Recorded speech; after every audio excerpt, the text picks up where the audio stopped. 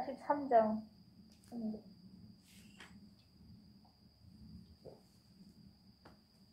나는 겸손한 사람의 정신을 세상에서 들어올려 수십 년간 학교에서 연구한 것보다 많은 영원한 진리의 이치를 삽시간에 통달케 할 것이다. 나는 요란한 소리 없이, 여러 의견의 복잡함 없이, 허영의 외식 없이, 논쟁 없이 가르친다. 내가 가르치는 것은 세상 것을 천하게 보고 잠시 지나갈 현세의 것을 피하고 영원한 것을 찾고 영원한 것에 맛을 들이고 명예를 피하고 악한 표현을 참아 견디고 모든 희망을 나에게 두고 나 외에는 아무것도 원하지 않고 모든 것을 초월하여 나를 뜨겁게 사랑하라는 것이다. 4절. 어떤 사람은 나를 사랑하게 되면서부터 거룩한 진리를 배워 신비로운 말을 했다. 어떤 사람은 연구를 통해서가 아니라 모든 것을 버리는 데서 발전을 이루었다. 그러나 나는 어떤 사람에게는 모든 것을 말해주고 어떤 사람에게는 특별한 것을 말해주며 어떤 사람에게는 징표와 모습으로서 기꺼이 나를 드러내주고 어떤 사람에게는 수많은 빛 가운데 오묘한 도리를 계시해준다. 말씀은 모든 사람에게 다 같은 말을 하지만 그렇다고 모든 일을 똑같이 감화시키는 것은 아니다. 이는 내가 사람의 마음속에 진리를 가르치고 마음을 살피고 생각을 통달하고 행위를 장려하며 공정한 판단에 따라 각 사람에게 맞는 은혜를 내려주는 스승이기 때문이다. 이상입니다. 네.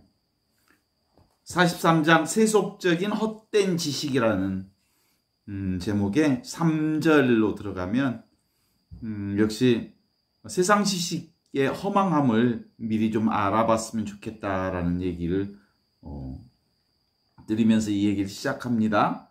나는 겸손한 사람의 정신을 세상에서 들어올려 수십 년간 학교에서 연구하는 것보다 영원한 진리의 이치를 삽시간에 통달케 할 것이다. 성령의 도우심을 받으면 지금 여기 이 경험으로 하느님의 진리를 통달케 해주신다는 거예요. 하느님의 신비를 발견하려면 첫 번째로 내가 나의 무지를 알아야 되죠. 내가 한다. 그건 무지야, 무지. 내가 할 수 있는 게 아무것도 없지. 그 다음에 나는 아무것도 아니다. 나의 부지. 그래서 나의 무지와 부지가 전제되어야 되는 거고, 그건 연구에서 되는 일이 아니다. 이런 거죠. 이해되는 게 아니다. 알의 영역이 아니다. 그래서 이건 하느님이 주시는 은총의 영역으로서의 겸손을 얘기하고 있습니다.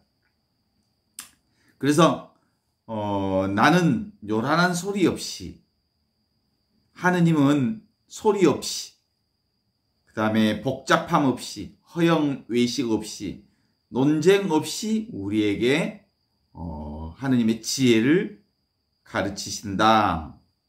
하느님이 가르치는 것은 세상 것을 천하게 보고 잠시 지나가는 현세 것을 피하고 영원한 것을 찾고 영원한 것에 맞들이고 명예를 피하고 악한 표양을 참아 견디고 모든 희망을 하느님에게 두고 하느님 외에는 아무것도 원하지 않고 모든 것을 초월하여 하느님을 뜨겁게 사랑하라는 것이다. 이런 거죠. 4절로 들어가면 어떤 사람은 하느님을 사랑하면서부터, 나를 사랑하면서부터 거룩한 진리를 배워 신비로운 말을 하였다. 어떤 사람은 연구를 통해서가 아니라, 알미나 이해의 방식을 통해서가 아니라 모든 것을 버리는데, 스톱하고 멈추는 데서부터 그 지혜를 이루었다. 멈추면 비로소 보여지는 것들이 하느님의 영역, 지혜의 영역이죠. 그러나 나는 어떤 사람에게는 보통 것을 말해주고 어떤 사람에게는 특별한 것을 말해주고 어떤 사람에게는 징표와 모습으로서 기꺼이 나를 드러내주고 어떤 사람은 수많은 빛 가운데 오묘한 도리를 계시해 준다. 그러니까 각자에 맞는 하느님의 계시를 얘기하고 있죠. 하느님의 말씀은 모든 사람에게 다 같은 말을 하지만 그렇다고 모든 일을 똑같이 감화시켜 주는 것은 아니다. 이 하느님의 성령은 내가 사람의 마음속에 진리를 가르치고 마음을 살피고 생각을 통달하고 행위를 장려하며 공정한 판단에 따라 각 사람에게 맞는 하느님의 은혜를 내려주시는 스승이기 때문이다. 그래요. 하느님은 누구? 선한 사람에게나 악한 사람에게나 똑같이 비를 내려주시고 햇볕을 내려주시는 분이시다 라는 말씀을 기억하시죠? 그래서 이제 그 하느님의 지혜와 진리를 우리에게 온전하게 드러내 보여주신 분, 우리의 스승 예수님, 현존을 사셨던 스승 예수님은 우리에게 그런 삶의 길을 제시해 주셨죠. 예수님을 통해서 우리에게 제시해 주신 삶의 길이 뭔지 아시죠? 영적 삶의 길. 그건 죽는 길이에요. 내가 죽음으로써, 에고가 죽음으로써 하느님이 영원히 사는 삶의 길을 제시해 주신 분이 예수님 맞죠? 그래요. 예수님은 어떤 길을 주셨다고요? 죽는 길. 그것이 바로 영원한 생명을 찾는 길이거든요. 그래서 죽으려고 하는 길이 아니고 죽는 길이에요. 죽으려고 하는 것은 쇼지, 쇼. 그래서 살려고 애쓰면 죽는다. 그리고 죽는 길을 택하는 사람은 영원히 산다. 이게 바로 예수님이 가르쳐 주신 영생의 길인데 참 묘하지요? 그래서 어떻게 죽음을 맞이할 건가? 로마의 철학자인 세네카는 어떻게 죽음을 맞이할 것인가에 대한 죽는 법을 배우는 것을 평생 당신의 지혜로 삼았다고 그러죠.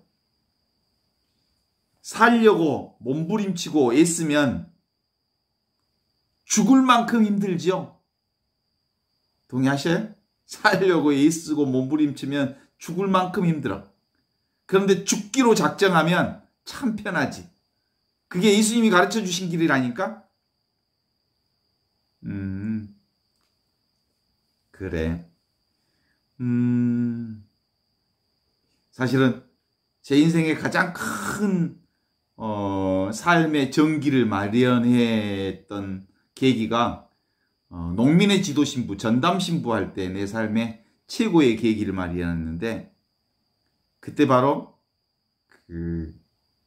예수님의 그 모델들을 우리 농사 짓는 농민들을 통해서 제가 보았던 거죠. 우리의 최고의 스승 예수의 모습이 누구에게 깃들어져 있냐면, 사실은 농사 짓는 사람들은 그런 지혜를 알아. 농사 누가 짓는다고 한지 아세요? 하늘이 지어야 농사를 짓는 거지. 우리 인간은 농사를 짓는 게 아니야. 우리는 그냥 하느님이 짓는 농사에 조금 협력할 뿐. 그렇게 고백한다고요. 그러고 보면 농사꾼이야말로 진정한 신앙인이라는 것을 발견했지요. 그래서 제가 농민의 전담신부 할 때 배운 은혜 중에 하나입니다. 그래요. 아빌라의 대데레사는 우리가 그러니까 그런 의미에서 하느님께 기도하는 방식을 크게 이제 세 가지 방식으로 얘기하잖아요. 하나는 사실은 말과 생각과 언어로 하는 기도. 이게 이제 염경기도죠. 매일 염하는 기도, 묵주기도, 뭐 이게 말과 생각과 이런 기도는 이게 염경기도라고 하지. 그건 그런 염경기도, 말로 하는 기도는 이렇게 우물가에서 트레박으로 물을 떠다가 이렇게 꽃에다가 화분에다가 주는 방식의 기도는 거예요. 응? 바가지로 이렇게 물을 주는 방식의 기도. 그게 염경 기도의 방식, 첫 번째 단계의 방법이라고 하죠. 그건 인간의 노력이 필요하지. 묵주기도 매일 좀 하고 뭐 그러는 거지. 그리고 두 번째 방법을 제시하는 게 그게 이제 묵상 기도라고 해요. 묵상 기도는 그냥 말씀을 묵상하는 기도지요. 그래서 내 안에서 하느님의 지혜를 이렇게 알아내는 방식들이지. 이건 보통 아빌라의 데레사는 어떻게 얘기하냐면 그 수도 이렇게 수로를 놔가지고 물을 밭이나 논으로 이렇게 그 집어넣는 방식의 기도라고 봐요. 그러면 이렇게 대부분 우리가 농사 지을 때 그렇게 놓잖아요. 수로를 놔서 물기를 내서 거기에다 논에 이렇게 모를 심고 그러잖아요. 이게 이제 묵상 기도의 방식이라고 그러지. 그런데 세 번째 방식의 기도가 이제 관상 기도라고 그래요. 이 관상 기도는 뭘까? 어떤 방식이냐면 농사하는 것으로 비유하면 하늘에서 비를 내려주는 방식이에요. 하늘에서 비를 내려주면 아주 풍족하죠? 그죠? 이게 관상 기도라니까. 이건 내 안에 그리스도를 사는 기도죠. 하늘에서 내리는 은총 기도죠. 이건 어떤 때 가능한 기도냐면 언어의 침묵과 생각의 침묵과 존재의 침묵을 통해서 드리는 기도를 이 관상 기도라고 하는데 이게 바로 무슨 기도예요? 지금 여기 이것을 경험하는 기도예요. 매일 매순간 숨 쉬는 기도지. 그래, 밥 먹듯이 하는 기도지. 내가 그 기도 열심히 하나요? 그랬더니 어떤 신자분들은 저는 별로 기도 안 해요. 그런. 기도 안 하면 못 사는데? 그런데도 살고 있네? 기도 안 하면 못 사는데 지금도 살고 있다는 얘기는 사실은 기도하고 있다는 뜻이야. 나는 의식하지 못한 채 몸이 기도하고 있는 거지. 그래요. 자기 자신은 기도하지 않는다고 생각할지 모르지만 몸이 기도해. 뭐예요? 숨을 통해서 기도하죠. 들숨, 날숨, 들숨, 날숨. 이것이 하느님이 주시는 숨을 받아들였다가 내뱉었다가 받아들였다가 내뱉었다. 이 숨 쉬는 것 모두가 다 기도예요. 하느님이 주시는 숨이 아니고 어떻게 살 수 있시오? 못 살잖아요. 더 나가서는 나라고 하는 이 몸뚱아리라고 하는 게 우주와 소통하면서 내 존재가 성장하고 하루하루 살고 있잖아요. 그런 점에서 역시 기도하고 사는 거예요. 기도하지 않고 사는 사람은 세상에 아무도 없어. 모두 다 기도하고 살지. 죽어 있는 것은 우주와 소통하지 못하는 것이지. 그죠? 그래서 나를 따르라 그랬더니 제자들이 집에 가서요. 아버지 장례를 좀 지내게 해 주십시오. 아버지 장례를 지내고 난 다음에 그랬더니 예수님이 뭐라 하셨죠? 기억나시죠? 죽은 자들의 장례는 죽은 자들에게 맡기고 나를 따라라 이렇게 말씀하셨지. 기본적으로 우리는 하느님께서 우리에게 주시는 그 은혜와 은총 가운데 살지 않으면 살 수가 없어요. 하느님과 소통하지 않고서는 하느님과 함께 주거니 받거니 하지 않고서는 함께 살 수가 없는 거죠. 그래. 이게 바로 우리가 무슨 의식으로 사는 거예요? 순수 의식으로 사는 것이. 우리는 내 생각에서 나온 의식, 이게 바로 하느님이라고 생각하는 거예요. 지금 바로 이 경험이 바로 순수 의식인 거예요. 순수 의식이란, 순수라는 말이 뭐예요? 텅 비어 있다는 거죠. 그 의식이라는 것은 뭐예요? 알아차리는, 그죠? 텅 비어 있는데 모든 것을 알아차리는 그분과 함께 살고 있는 거예요. 그죠? 그런데 실제로 그런 하느님의 은혜를 경험하는 사람들이려면 어떻게 해야 된다고요? 모름지기로서 나는 모른다라는 것을 지킬 줄 알아야 점점점 그 하느님의 은혜가 우리에게 밝아지고 환해지고 자명해지는 부분으로 나타나죠. 그래서 우리 영적인 거 잘 모르니까 지금 우리가 이런 시간을 통해서 지금 배우고 있죠. 영성을. 우리의 최고의 스승은 사실은 예수 그리스도이시지만 늘 우리와 함께 현존하시는 그분 안에서 최고의 스승은 나지 나. 그렇죠? 더 나아가서는 내가 완전히 나로서 살기 위해서는 또 한편으로는 함께 이런 방식으로 배움이 필요하죠. 예수님이 남긴 말 중에 가장 궁금한 말 중에 하나가 있어. 그게 뭘까? 제가 제일 궁금해했던 말. 나는 너에게 하늘나라의 열쇠를 주겠다라는 말씀이 제일 궁금했어요. 내가 너에게 하느님 나라의 열쇠를 주겠다라고 했을 때 베드로에게 열쇠를 주겠다는 말, 베드로에게만 주겠다는 말이었을까? No, 아니야. 모든 사람에게 하느님 나라의 열쇠를 주겠다는 말이었거든요. 모든 이에게. 그 하느님 나라의 열쇠가 어디에 있어요? 바로 예수님의 말씀에 있어요.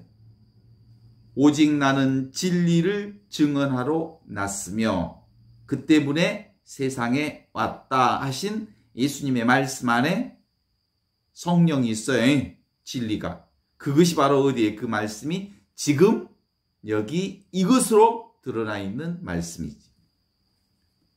사람들에게 하늘나라의 열쇠를 주기 위해 예수님이 오셨다는 말씀을 믿으십니까? 그쵸? 그 말씀이 뭐라고요? 지금 그 열쇠가 지금 여기 이 경험이라니까요. 매일매일 그 열쇠로 산다니까요. 지금 여기 이 경험으로 사는 삶의 말씀이 성령입니다. 사람들이 어떤 죄를 짓든 입으로 어떤 욕설을 하든 그것은 다 용서받을 수 있으나 성령을 모독하는 사람은 영원히 용서받지 못할 것이며 그 잘못은 영원히 벗어날 길이 없다. 마르코복음 3장 28절에서 29절의 말씀을 여러분 기억할 거예요. 그러니까 이 성령이라고 하는, 성령을 거스린다는 말은 지금 여기 이것으로 사는 순수의식, 하느님의 성령으로 사는 이것을 거부하면, 거스르면 그건 그 잘못은 영원히 벗어날 길이 없다 하셨습니다. 하늘나라에 들어가는 열쇠. 하느님 나라에 들어가는 열쇠가 뭐라고요? 지금 여기 이것이라니까. 그런데 내가 하는 어리석은 무지를 가지고는 하느님 나라에 들어갈 수 없어요. 내가 한다, 내가 있다, 대신 하느님이 하신다, 하느님이 일하신다라고 하는, 그것을 어디서 우리가 경험해요? 지금 여기 이것으로 경험해요. 이게 바로 성령을 깨닫는 것이고요. 이게 바로 순수의식이고요. 그렇지 않습니까? 노자는 그것을 뭐라고 했어요? 도라고 그랬지. 하느님 나라에 들어가는 열쇠를 도라고 했지. 공자는 덕이라고 했지. 그런데 그 열쇠를 지금 여기 이것, 이 경험, 성령의 경험, 예수님은 바로 그것을 성령의 경험이라고 했어요. 그래서 지금 여기 이것의 경험, 성령의 경험의 깨달음은 우리 영성신앙의 열쇠입니다. 지금 바로 이 경험, 이것은 인성교육의 열쇠이기도 합니다. 오늘날처럼 이 영성이 절실히 필요한 이때 바로 성령을 깨닫는 이 영성신앙이라고 하는 건 얼마나 우리에게 중요한 것인지 알죠? 이 성령을 통해서만 기복신앙에서 영성신앙으로 바뀔 수 있어요. 이 성령으로 지금 여기 이 순간 삶을 소중하게 여기는 이 성령의 체험이 출세교육에서 인성교육으로 넘어갈 수 있어요. 내가 한다는 무지에서 깨어나 하느님이 하신다는 성령으로 깨어나서 하느님의 아들이 되기를 진심으로 바라는 게 예수님의 간절한 기도였죠. 오늘 준주성범에서도 우리가 깨어나기 위해서는 예수 그리스도의 길을 걸어야 한다고 했습니다. 예수의 길이 뭐라고요? 죽는 길, 나에게서 죽는 길. 살려고 애쓰지 말 것을 공유합니다. 죽어라 그러면 살리라.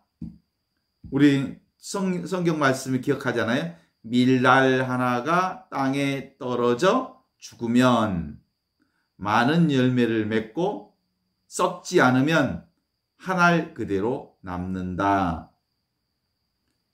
밀알 하나가 새싹으로 깨어나기 위해서는 먼저 밀알이 새싹을 위해 죽어야 한다는 전제 조건이 있죠. 그래요. 죽되 온전히 죽어야 합니다.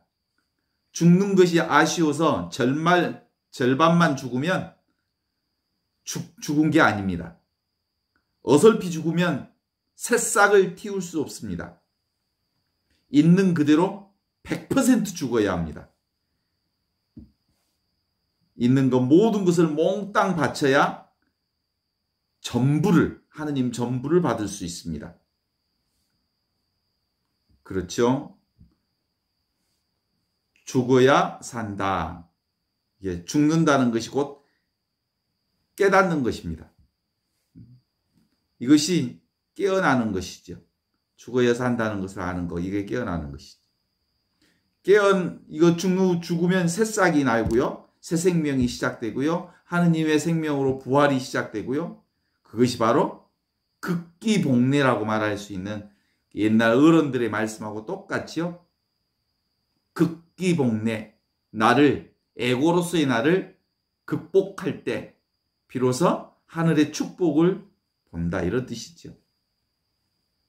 이게 바로 언어도단, 인간의 언어와 개념과 생각이 끊어지는 그 자리에 하느님의 새로운 역사가 시작된다, 이런 거죠. 지금 여기 이 자리야말로 하느님, 임마누엘 하느님이 생생하게 살아있는 자리죠. 그래서 바로 지금 여기 이 경험으로부터 모든 것을 배워야 합니다. 나의 궁극의 스승인 성령이 지금 여기 이 경험을 통해서 나에게 가르치고 계십니다. 그러니까 매일매일 매 순간마다 하느님과 함께 배움을 갖지 못한다면, 신비를 읽어내지 못한다면, 하느님의 말씀과 메시지를 얻어내지 못한다면 사실 죽은 거나 같다라고 말할 수 있죠. 성령의 깨달음에 이르는 길은 뭐라고요? 모름지기로 살자. 모름지기. 내가 모른다는 것을 지켜내는 거예요. 그러면 우리의 교회가 성령이 함께하는 교회라면 신자들을 교회에서 떼어내어서 각자 흩어져서 자기 꼴대로, 자기 모습대로 살도록 신자들을 자유를 줘야 되는 거죠. 그죠?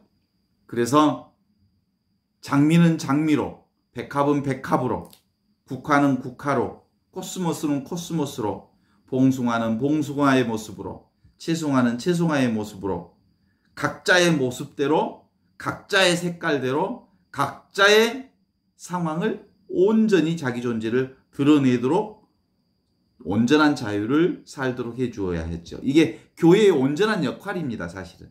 그런데 기성교회나 기성종교들은 오히려 신자들이 다른 교회나 다른 종교에 떠날까봐 두려워해서 온갖 협박과 유혹으로 신자들을 교회에 붙들어 두려고 하는 오류를 범하고 있는 것이 현재 우리 교회들의 모습이지 않을까 하는 생각들을 해봐요. 그쵸? 왜 그럴까? 교회나 종교단체들이 왜 자기 신자 챙기기에 급급할까?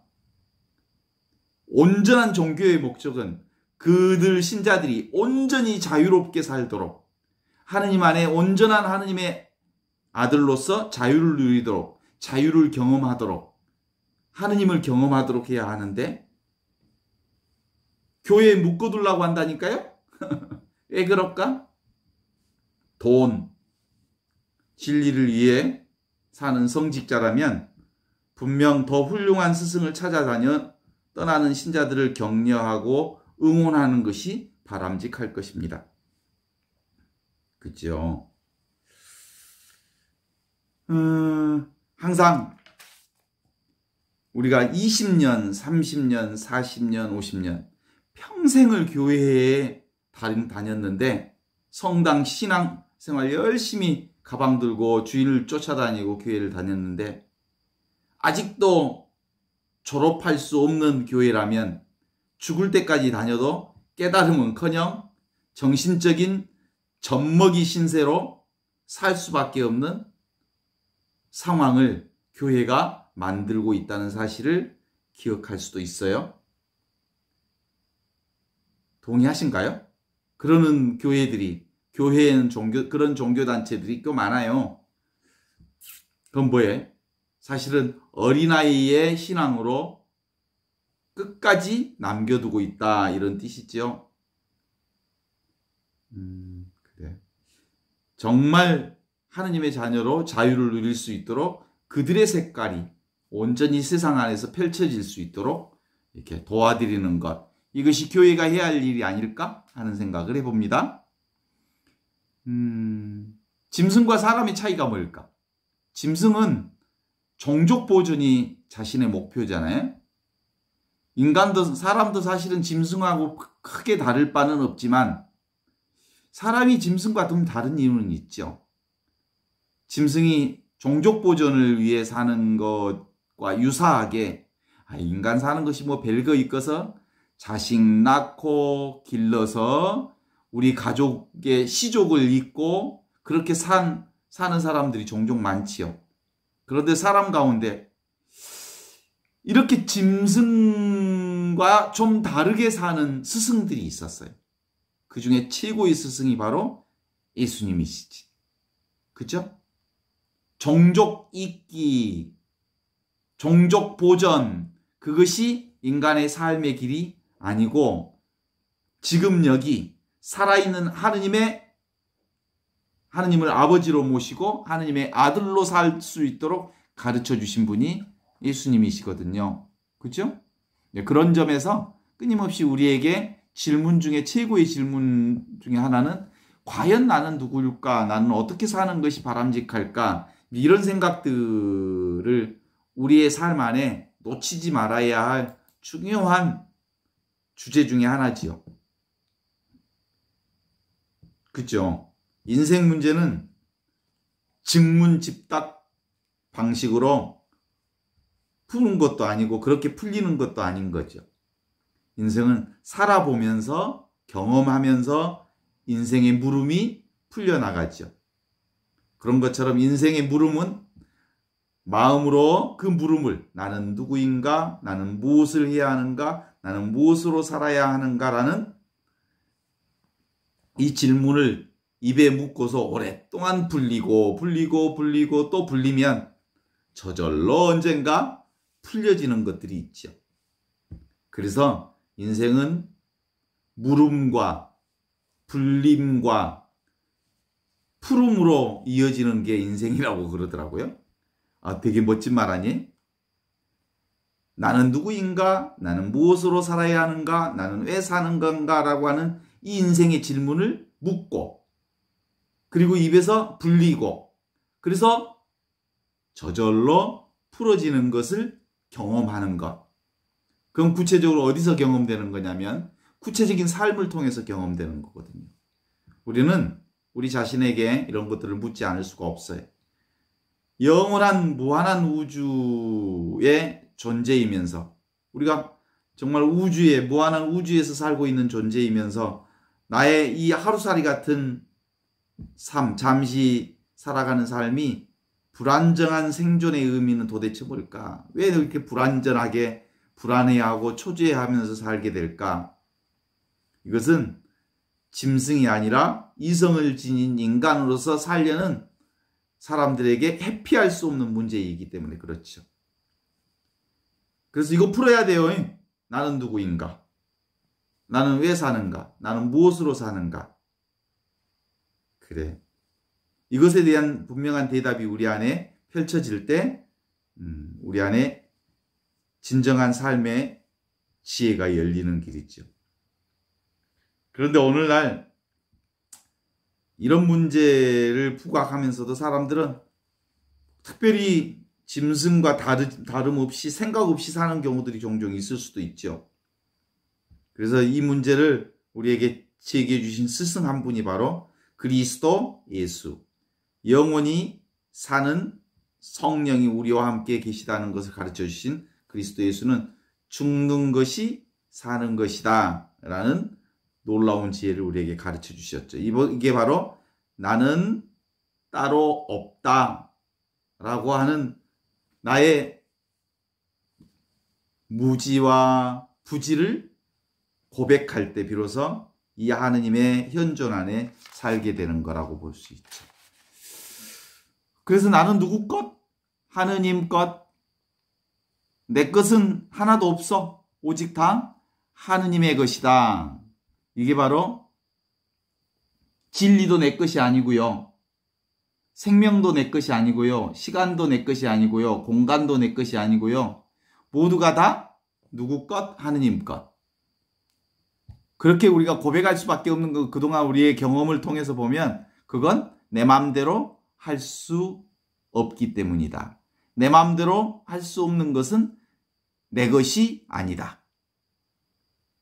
생각하는 것도 내 마음대로 생각이 안 되지요? 내 몸도 내 마음대로 생각이 그리고 내 몸도 내 마음대로 안 되는 것처럼 내 생각도 내 마음대로 안 된 거라면 내 생각도 역시 내 것이 아니다. 그런데 내 생각을 내가 믿고 살 수는 없어서 이것도 일어났다 사라지는 그림자에 불과하구나. 이게 허상이구나. 이게 망상이구나. 이렇게 알아차리는 거죠. 그래서 오직 하느님이 일하시니 모든 것은 하느님의 것이다. 이렇게 보는 거죠. 하느님의 것을 내 것이다 라고 하는 건 뭐예요? 다 망상이고 허상이라고 볼 수 있습니다. 내 몸도 이 우주도 내 것이 아닙니다.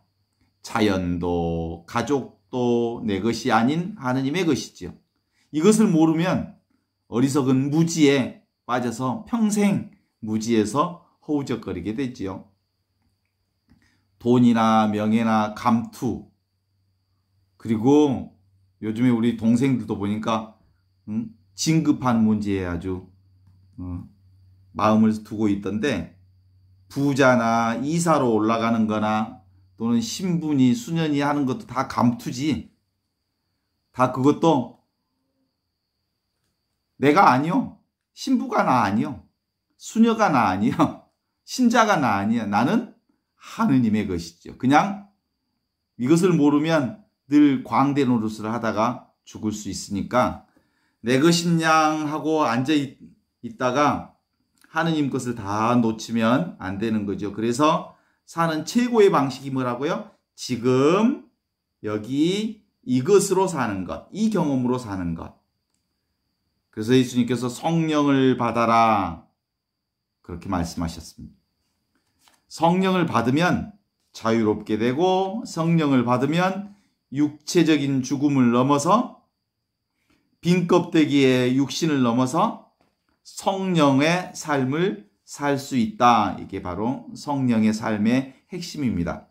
성령은 하느님의 생명이며 영원한 하느님의 사랑이며 은총이라고 말할 수 있죠. 몸과 나는 내 거 아니에요. 몸과 마음 내 게 아니에요. 오직 성령 안에서 성령께서 주시는 영원한 생명, 그곳으로 살고 있음을 알아차리는 것. 이게 바로 구원이라고 말할 수 있습니다. 인생 100년이면 며칠 산다고요? 36,500일을 사는데 이게 긴 것 같지만 사실은 우리의 삶은 36,500일을 사는 게 아니라 하루하루를 살아요. 우리 삶은 하루하루밖에 없어. 그것을 합쳐보니까 36,500일이라고 하는 계산이 나올 뿐 오직 우리의 삶은 하루살이에 불과하다. 이 하루살이가 더해지면 1년살이가 되고 1년살이가 더해지면 10년살이, 20년살이, 60년살이, 100년살이가 되어지는 거죠. 그런데 근본적인 우리의 삶의 핵심은 어디에? 인간은 하루살이일 뿐이다. 그렇게 보는 것이 삶의 경험의 진정성으로 들어갈 수 있습니다. 하루살이를 하면 해가 돋는 새벽과 아침을 맞이하고요. 해가 중천에 떠 있는 대한낮을 맞이하고요. 그리고 해가 지는 저녁을 맞이하고요. 해가 사라지는 밤을 맞이합니다. 하루를 인식하는 것은 누구나 쉽게 알 수 있는 만큼 이거야말로 우리 삶의 가장 직접적 경험으로 사는 직관적 삶이라고 볼 수 있죠. 해의 이동과 그리고 낮과 밤의 순환이 아주 또렷이 관찰되어지는 이 경험으로 사는 것이 우리 삶의 전부이죠. 그에 비하여 일주일을 생각하면서 사는 것, 그건 자연하고 상관없어요. 인간의 인위적으로 나누어진 일수일 수밖에 없죠. 일요일도 해와 특별히 연관되어지지도 않아요. 월요일도 월요일이라고 말하지만 달과 연관지어지는 게 없어요. 인간 사회활동 속에서 일주일 기간을 구분했을 뿐 오늘 무슨 요일인지 하는 것 하늘 보고 아는 사람 없어요. 그죠? 그럼 그 인간이 만드는 인위적인 날짜일 뿐입니다. 그래요. 그래서 우리는 늘 오늘을 사는 일이 우리 삶의 몫이라고 볼 수 있어요. 그래서 우리의 삶은 오늘의 연속이다. 오늘이 30번 모여야 한 달이 되고 오늘이 365일 모이면 1년이 되고 오늘이 36,500일이 되면 100년을 살게 되죠. 그러나 결국은 있는 건 하루살이의 인생일 뿐. 그래서 우리 하루하루 정성껏 살면 우리의 무상한 인생, 그것이 비상한 인생으로 바뀌어집니다. 하루하루 덧없이 지나가 버리면 인생은 허무밖에 남는 게 없지만 하루하루 정성껏 살아내는 것, 이것이 오늘을 사는 우리의 최고의 몫이다. 이렇게 볼 수 있죠.